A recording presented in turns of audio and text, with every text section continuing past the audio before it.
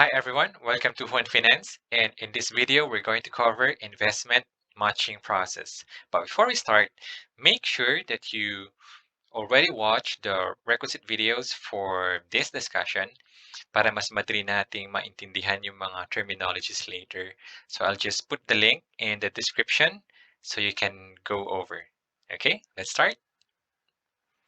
When you talk about investment matching, you have to consider two things. Number one, investor profile, and number two, investment asset classes.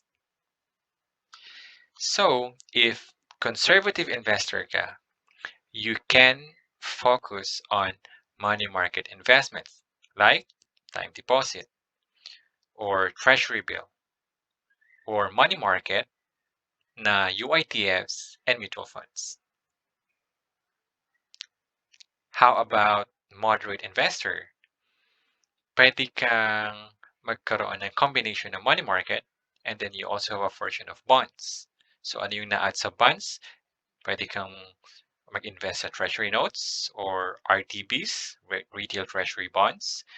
Pwede ka ring kumuha ng UITS and mutual funds na mga bonds.